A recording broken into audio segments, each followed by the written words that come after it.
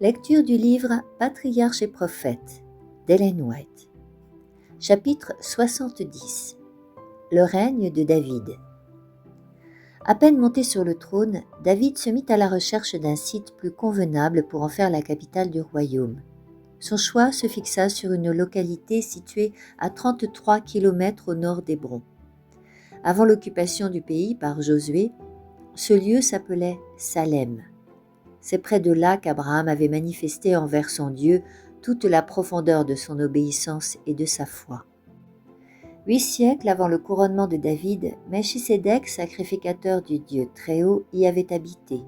Ce site, entouré de collines, occupait dans le pays une position élevée et centrale.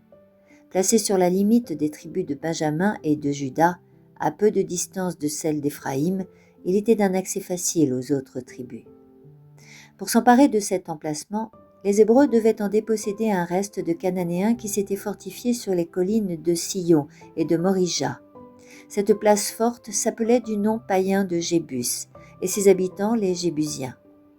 Durant des siècles, on l'avait considérée comme imprenable. Elle fut assiégée et prise par Joab, qui, en récompense, fut nommé commandant en chef des armées d'Israël. Jébus devint alors la capitale de Canaan sous le nom de Jérusalem. Hiram, roi de l'opulente ville de Tyr, sollicita l'alliance du roi d'Israël et lui offrit ses bons offices pour l'érection d'un palais à Jérusalem. À cet effet, il lui envoya de Tyr des ambassadeurs accompagnés d'architectes, d'ouvriers, ainsi que d'une caravane de chariots chargés de bois précieux, notamment des cèdres et d'autres matériaux de grande valeur.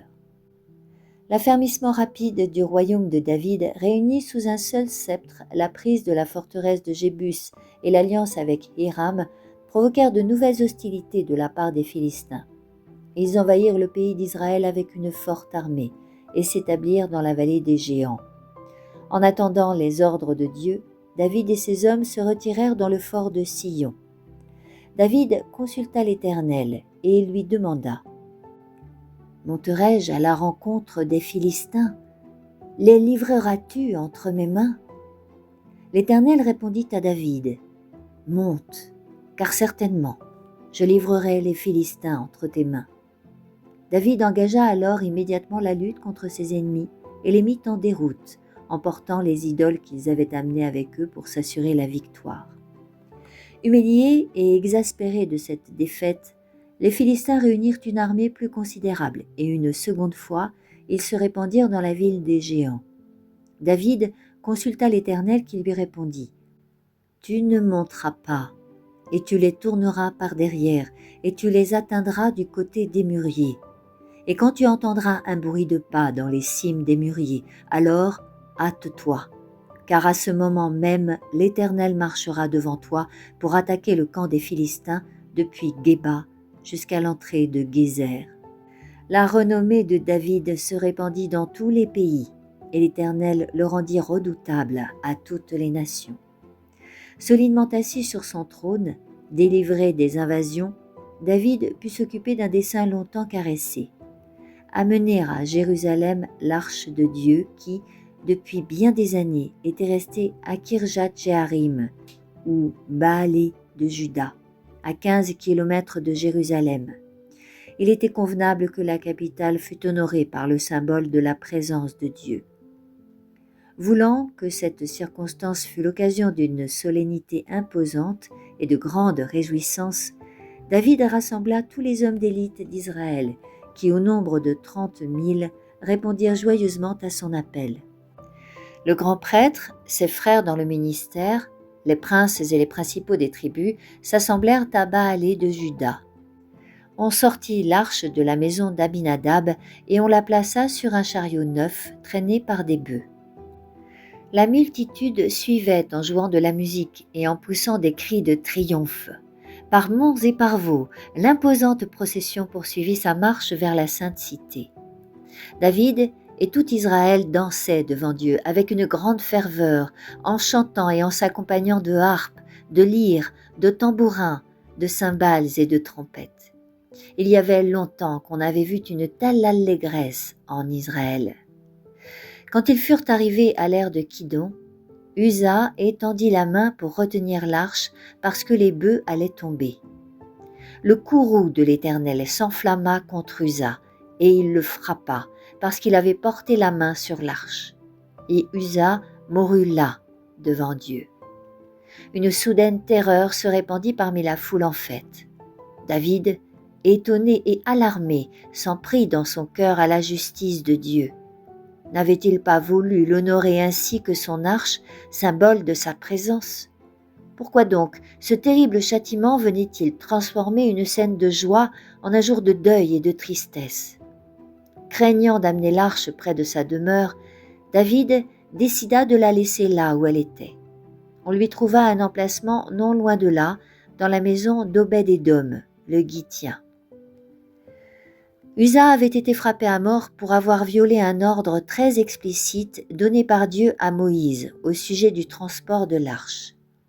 Nul, sauf les prêtres descendants d'Aaron, n'avait le droit de la toucher ou même de la contempler à découvert.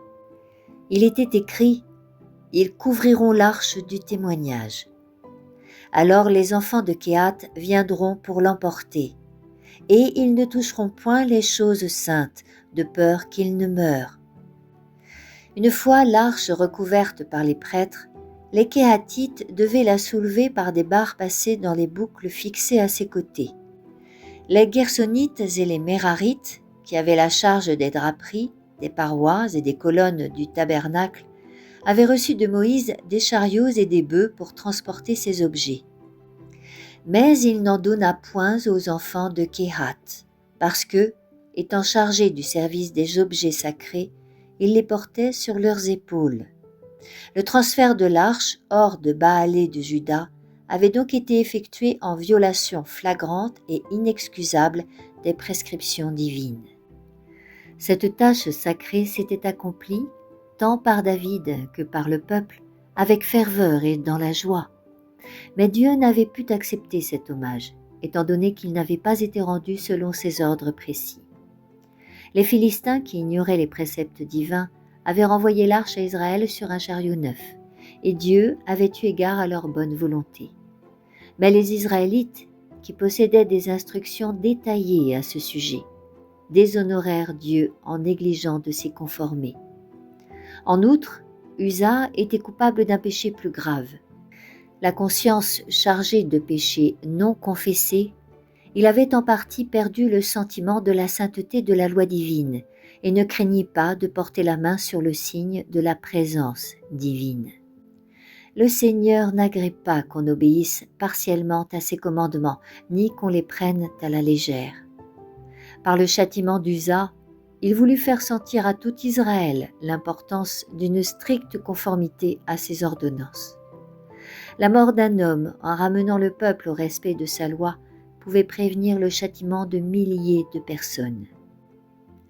Par la mort d'Uza, David, conscient de n'être pas entièrement en règle avec Dieu, avait conçu une grande frayeur de l'arche et craint de s'attirer quelque châtiment du ciel.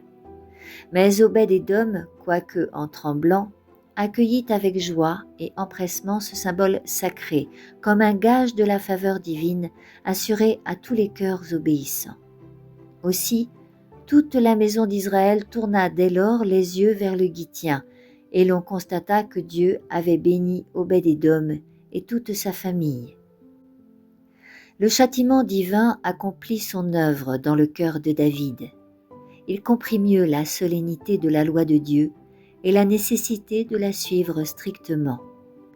La prospérité dont la maison d'Obed-Édom était l'objet lui fit espérer que la présence de l'arche pourrait être en bénédiction à lui et à son peuple. Au bout de 3 mois, il fit une seconde tentative pour transférer l'arche à Jérusalem. Mais il eut soin cette fois de se conformer ponctuellement aux instructions du Seigneur. De nouveau, on rassembla les principaux du peuple. Une grande foule se réunit autour de la demeure du Gittien. Avec un soin respectueux, l'arche fut placée sur les épaules des hommes désignés pour cette tâche, et l'immense procession, non sans ressentir un saint effroi, se mit en route.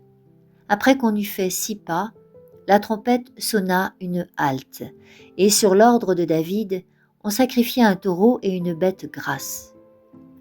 La frayeur fit alors place à la joie. Ayant déposé ses vêtements royaux, le roi avait endossé un simple éphod de lin, comme en portaient les prêtres.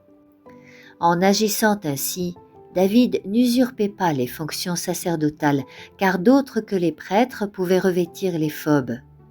En ce jour où Dieu seul devait être adoré, le roi voulait se présenter devant le Seigneur de la même manière que ses sujets. Bientôt, le vaste cortège se remit en route au son d'une fanfare composée de divers instruments accompagnés de milliers de voix humaines. Animé d'un saint transport, David marquait le rythme de la musique. Il sautait et dansait devant l'Éternel. On a cité cet exemple pour justifier la coutume moderne si populaire de la danse.